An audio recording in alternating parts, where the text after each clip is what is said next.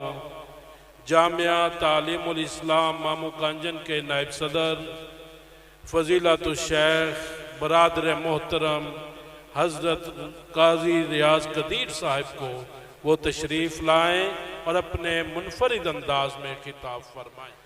ان الحمدللہ نحمدہ ونصلی علی رسولہ الکریم اما بعد فاعوذ باللہ من الشیطان الرجیم بسم اللہ الرحمن الرحیم لقد کان لکم فی رسول اللہ اسوۃ حسنہ صدق اللہ العظیم۔ اور کسی شاعر نے غالباً اسی آیت مبارکہ کا ترجمہ کیا تھا کہ مصور کھینچ وہ نقشہ جس میں یہ صفائی ہو، ادھر فرمان محمد ہو، ادھر گردن جھکائی ہو۔ حضرات ذی وقار، آج اس جگہ پہ کھڑے ہو کے آپ کے سامنے بات کرتے ہوئے انتہائی خوشی بھی محسوس کر رہا ہوں اور بڑا عجیب سا بھی لگ رہا ہے کہ اسی گاؤں کا واسی ہوں، اہل حدیث یوتھ فورس پاکستان کا 2 ٹنور صدر رہ چکا، جنرل سیکرٹری رہ چکا، لیکن اس گاؤں میں آج پہلی دفعہ مائک کے سامنے کھڑا ہوا ہوں، جس کے لیے بہرحال میں اپنے بھائی ابوبکر ایش کا شکر گزار ہوں۔ اور اپنی بات شروع کرنے سے قبل اس درسگاہ کے حوالے سے 2 باتیں ضرور آپ سے کرنا چاہوں گا۔ یہ مدرسہ سیدین شہیدین آج جس روپ میں ہمیں نظر آ رہا ہے، یہ ہمیشہ ایسا نہیں تھا۔ آپ کے علم میں ہے کہ ایک وقت تک یہ بند رہا۔ اس کا جو اس سے پہلے نشاط ثانیہ سے پہلے کا جو دور تھا، ان کے آخری دنوں میں کچھ دن میں بھی اس مدرسہ میں آتا رہا ہوں۔ ہم رات کو یہاں آتے تھے، سوتے تھے، پڑھتے تھے، اور ہمارے محترم حجازی صاحب یہ بھی اسی ادارہ کے فیض یافتہ ہیں۔ اور اس دور کی جب میری عمر شاید 7 8 سال یا 9 سال ہوگی، اس وقت کی ایک یاد اب بھی میرے ذہن میں ہے، وہ نکلتی نہیں ہے۔ ماما بوٹا مرحوم رحمت اللہ علیہ، میں نے ان کے منہ سے خود یہ بات سنی کہ جب تک یہ مدرسہ تھا ہم اس کی کچھ مدد کرتے تھے تو خود بھی سوکھی روٹی کھاتے تھے، جب سے یہ مدرسہ بند ہو گیا ہے ہمیں اپنی روٹی پوری کرنی مشکل ہو چکی ہے۔ آج آپ خوش قسمت ہیں کہ اس کی نشاط ثانیہ ہو چکی ہے، اور یہ انشاءاللہ صدقہ جاریہ ہے حضرت مولانا عیاش محمد صاحب کے لیے اور ہم سب کے لیے، اس گاؤں کے تمام باسیوں کے لیے جن کا کسی نہ کسی انداز سے اس کے ساتھ تعاون شامل ہے۔ اور یہ میں آپ سے گزارش کرنا چاہوں گا کہ مامے بوٹے کی اس بات کو اپنے ذہن میں رکھیں۔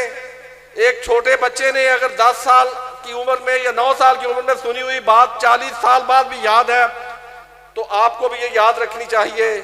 اس ادارے کے ساتھ آپ کا تعامل رہے گا تو انشاءاللہ آپ کے رزق میں برکت ہوتی رہے گی، آپ کے رزق میں فراخی بھی رہے گی، اور یہ ادارہ ہمارے اس علاقے گاؤں کے لیے، اس علاقے کے لیے باعث برکت، باعث رحمت بنا رہے گا۔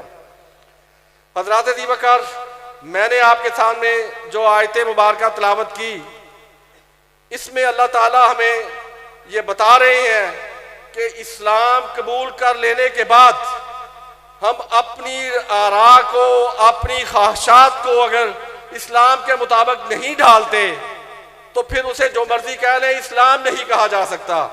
ہمیں 1 2 نہیں، حضور اکرم صلی اللہ علیہ وسلم کی حیات مبارکہ میں سینکڑوں، بیسیوں، ہزاروں مثالیں ایسی ملتی ہیں کہ جب کفار نے، مشرکین نے آپ کی بات کو مانا، آپ کو سچا کہا، صادق کہا، امین کہا، لیکن ایمان لے کے نہیں آئے، اور آپ کی وہ سیرت بیان کرتے رہے، آپ کی تعریفیں بیان کرتے رہے۔ صرف ایک نمونے کے لیے میں آپ کو بتانا چاہوں گا کہ جس وقت آپ نے کوہ صفا پہ چڑھ کے دعوت دی تھی اور اہل مکہ سے سوال کیا تھا کہ میں اگر کہوں کہ اس گھاٹی کے پیچھے ایک لشکر چھپا ہوا ہے جو ابھی تم پہ حملہ کرنے والا ہے، تو کیا میری یہ بات مانو گے؟ اس وقت وہاں جتنے لوگ موجود تھے ان میں سے کسی ایک نے بھی اس چیز کا انکار نہیں کیا تھا، لیکن سب کے سب نے کہا تھا کہ ہاں اگر آپ یہ کہو گے تو ہم اس بات کو مان لیں گے۔ لیکن جب آپ نے دین کی دعوت دی تو پھر ان میں سے چند ایک کے علاوہ باقیوں نے اسلام قبول نہیں کیا۔ آج ہماری بدقسمتی یہ ہے کہ ہم بھی آپ صلی اللہ علیہ وسلم کی سیرت کو بیان کرتے ہیں، آپ کے حسن و جمال کو بیان کرتے ہیں، آپ کی تعریف کرتے ہیں، لیکن جب عمل کی باری آتی ہے تو ہم اہل حدیث جو دوسرے تمام فرقوں سے بہت بہتر ہیں، ہم اپنے آپ کی طرف دیکھ لیں، ہم میں بھی وہ بہت سی کمیاں آ چکی ہیں جو ہمارے آباء و اجداد میں نہیں تھی، ہماری پچھلی نسلوں میں نہیں تھی۔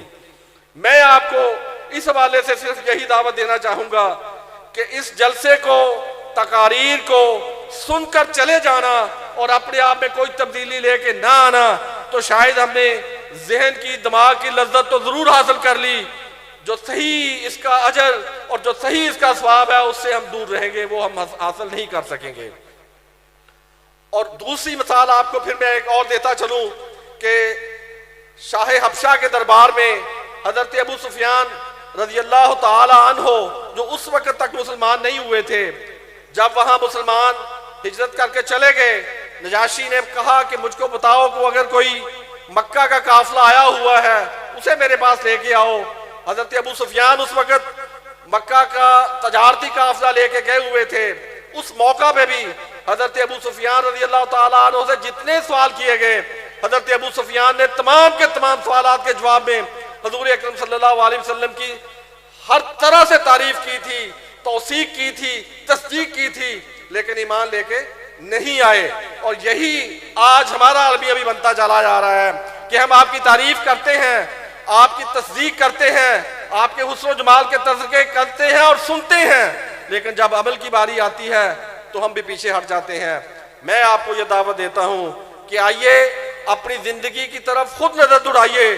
کوئی دوسرا مجھے نہیں جانتا، میں اپنے آپ کو بہتر جانتا ہوں، آپ اپنے آپ کو بہتر جانتے ہیں۔ جب تک ہم اپنی زندگی کو حضور اکرم صلی اللہ علیہ وسلم کی زندگی کے مطابق نہیں ڈالیں گے، اس وقت تک ہم کامل مسلمان نہیں ہو سکتے۔ اور آپ صلی اللہ علیہ وسلم کی صورتحال کیا تھی، اس کے حوالے سے ایک واقعہ موجودہ دور کا آپ کو سنانا چاہوں گا۔ میرے ایک دوست ہیں ڈاکٹر عبدالرؤف شاہ صاحب، وہ پنجاب ٹیکسٹ بک بورڈ میں اسلامیات کے ریسرچ اسلامیات کے ڈائریکٹر ہیں، شعبہ اسلامیات کے۔ ہمارا پہلی کلاس سے لے کر 12ویں کلاس تک کا اسلامیات کا جتنا نصاب ہے وہ ان کے ہاتھوں سے نکل رہا ہے۔ انتہائی نیک آدمی ہیں، سچے آدمی ہیں۔ یہ واقعہ میں نے ان کی زبان سے سنا، اور انہوں نے واقعہ بھی یہ ہمارے ساتھ زرعی یونیورسٹی فیصل آباد کا سنایا کہ وہاں ایک طالب علم تھا، تبلیغی جماعت کے ساتھ منسلک تھا۔ ایک نعت ہے، وہ ہے بھی بڑی عجیب نعت ہے اور بڑے عجیب آدمی نے کہی ہوئی ہے کہ کاش تیرے دور میں جنم لیا ہوتا، مجھ سے نہ کوئی دوسرا ہوتا۔ یہ نعت کہتے ہیں وہ مسلسل پڑھتا رہتا تھا، ہر وقت جب بھی اسے ملنا وہ یہ نعت پڑھتا تھا اور سناتا تھا کہ کاش تیرے ہوتے جنم لیا ہوتا، مجھ سے نہ کوئی دوسرا ہوتا۔ اس کے آگے شعر بھی بہت اچھے ہیں۔ بہرحال پھر اس نے یہ نعت پڑھنا چھوڑ دی۔ دوستوں نے اس سے سوال کیا کہ بھائی آپ یہ نعت پڑھا کرتے تھے، آپ نے یہ نعت پڑھنا کیوں چھوڑ دی ہے؟ جب دوستوں کا اثرات حد سے بڑا، آپ کے علم میں ہے کہ جب دوست کسی بات کے پیچھے پڑ جائے تو پیچھے نہیں ہٹتے جب تک وہ اپنی بات کو، اپنے مقصد کو حاصل نہ کر لیں۔ تو انہوں نے اس کو اتنا مجبور کر دیا کہ وہ سنانے پہ مجبور ہو گیا۔ اس نے کہا کہ مجھے ایک رات حضور اکرم صلی اللہ علیہ وسلم کی زیارت ہوئی، آپ صلی اللہ علیہ وسلم کے کچھ صحابہ بھی آپ کے ساتھ تھے، اور مجھے خواب میں یوں محسوس ہوا جیسے ہم ایک پہاڑی کے سفر پہ ہیں، اور حضور اکرم صلی اللہ علیہ وسلم اپنے صحابہ کے ساتھ ایک جیپ میں سوار ہے، میں بھی اس جیپ میں سوار ہوں۔ وہ جیپ جب بلندی پہ چڑھنا شروع ہوئی تو اچانک زیادہ بلندی آنے کی وجہ سے جیپ رک گئی۔ اب رکی تو میں نے یہ سوچا کہ صحابہ اس دور کے ہیں جب یہ جیپیں وغیرہ نہیں تھی، تو میں سمجھتا ہوں کہ اب پیچھے مجھے پتھر لگانا چاہیے۔ میں نے چھلانگ لگائی، دوڑ کے پیچھے گیا، پیچھے سے ایک پتھر اٹھا کے جب میں جیپ پہ آیا، جیپ کے ٹائر کے نیچے پتھر لگانے کے لیے وہاں پہنچا، تو میں نے دیکھا کہ صحابہ کرام رضوان اللہ علیہ مجمعین نے اپنے سر مبارک ٹائروں کے نیچے دیے ہوئے تھے۔ یہ خواب دیکھنے کے بعد کہتے میں نے سوچا اور میرے دل میں یہ خیال آیا کہ نہیں، وہ چنیدہ لوگ تھے، وہ وہی تھے اللہ کے نبی کے ساتھی جو اللہ نے ان کے لیے مقرر کر دیے تھے۔ ہم میں وہ حوصلہ، وہ ایمان، وہ طاقت اور وہ سوچ ہی نہیں ہے جو ان صحابہ میں تھی۔ لیکن آج ہمیں بھی یہ سوچنا ہوگا کہ وہ ایک نوجوان جس کے مسلسل یہ ایک عمل کی وجہ سے اسے یہ سارا خواب آیا، اور آپ کے علم میں ہے کہ حضور اکرم صلی اللہ علیہ وسلم کی بشارت ہے، آپ صلی اللہ علیہ وسلم کی حدیث مبارکہ ہے کہ جس کو خواب میں میری زیارت ہوتی ہے وہ میری ہی زیارت ہوتی ہے، شیطان اللہ کے نبی کا روپ نہیں دھار لیتا۔ اور وہ خواب اس کو مجبور کیا گیا تو اسے سنایا ہے۔ صحابہ کی صورتحال تو یہ تھی کہ حضور اکرم صلی اللہ علیہ وسلم کی معمولی سی ایک تکلیف سے بچانے کے لیے اپنے سر قربان کرنا ایک ان کے لیے معمولی چیز تھی، اور آج ہم جہاں پہ کھڑے ہیں وہ بھی آپ کے سامنے ہیں۔ ایک چھوٹا سا واقعہ اور بھی سنا کے میں آپ سے اجازت چاہوں گا۔ سید سبطین شاہ نقوی حافظہ اللہ تعالی، وہاں سرگودا کے ایک گاؤں میں ایک پروگرام میں میں بھی شریک تھا، اور وہ واقعہ بھی ہمارے ہی ہمسائے تانزیہ والا کا انہوں نے سنایا، بلکہ میں نے ابو بکر وغیرہ سے پوچھا بھی تھا، یہ کہتے جی ہمارے علم میں نہیں ہے۔ تو پھر میں نے ایک شاہ صاحب سے پوچھا، وہ کہتے جی قاری بشیر صاحب اس سارے واقعے کو جانتے ہیں۔ یہاں بریلویوں کے ایک مولوی صاحب جو ان کے پیر بھی ہیں، ان کا بیٹا اہل حدیث ہو گیا، اور ہوا کیسے وہ خود سناتا ہے کہ رات کو مجھے حضور اکرم صلی اللہ علیہ وسلم کی زیارت ہوئی، اور زیارت یعنی خواب میں مجھے نظر آ رہا ہے جیسے ہم گلی کے باہر ہیں، تو وہیں باہر سے ہی مطلب انہوں نے اس وقت اذان کی آواز کہیں سے آ گئی، آپ ہمارے گھر جا رہے تھے، تو حضور اکرم صلی اللہ علیہ وسلم نے فرمایا کہ نماز پڑھنے کے بعد ہم گھر جائیں گے۔ ہم مسجد کی طرف چل پڑے۔ اب جو شاہ صاحب بتا رہے ہیں کہ ان کے گھر سے آگے اہل حدیث کی مسجد ہے، پھر اس سے آگے ان کا مطلب مزار اور ان کا جو مسجد وغیرہ وہ اس سے آگے ہیں۔ جب اہل حدیثوں کی مسجد کے سامنے پہنچے تھے، حضور اکرم صلی اللہ علیہ وسلم مسجد کی طرف مڑ پڑے۔ میں نے کہا کہ یا رسول اللہ یہ ہماری مسجد نہیں ہے، ہماری مسجد آگے ہے۔ تو اس بندے نے، وہ صاحب خواب، وہ صاحب واقعہ بتاتا ہے کہ حضور اکرم صلی اللہ علیہ وسلم نے فرمایا کہ نہیں، ہماری مسجد تو یہی ہے، ہم تو یہی نماز پڑھیں گے۔ اس خواب کے بعد وہ بندہ اٹھا ہے، جب صبح کی اذان ہوئی ہے تو وہ نماز پڑھنے کے لیے اہل حدیث کی مسجد میں گیا۔ واپس آئے، جب والد نے پوچھا کہ بیٹا نماز نہیں پڑھی، اس نے کہا نہیں میں نے پڑھ لی ہے۔ کہتے اپنی مسجد میں نہیں تھا؟ کہتا نہیں جی میں اپنی ہی مسجد میں تھا۔ پھر والد کو خواب سنایا، والد اہل حدیث نہیں ہوا لیکن وہ ہو چکا ہے۔ یہ میں سمجھتا ہوں آج بھی ہمارے لیے بشارت ہے کہ اہل حدیث ہی سچا مسلک ہے، لیکن ہم میں بھی جو کمی ہے وہ عمل کی ہے۔ میں آپ کو یہ دعوت دیتا ہوں کہ آئیے اپنے آپ پہ نظر ڈالیے، اپنے اعمال کی طرف رجوع کریں اور دین کی طرف لوٹیں، دین پہ عمل شروع کریں۔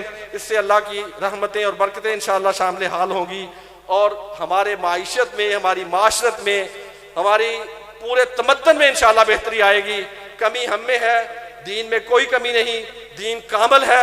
اب جب عمل کرنا شروع کر دیں گے تو انشاءاللہ ہر لحاظ سے ہم اپنے آپ میں بہتری محسوس کریں گے۔ میری دعا ہے کہ اللہ ہم سب کو عمل کی توفیق دے، اس ادارے کو، بھائی ابو بکر کو اللہ اپنی حفظ و امان میں رکھے، اور ہم سب کو ان کی معاونت کی توفیق دے۔ وما علینا الا البلاغ المبین۔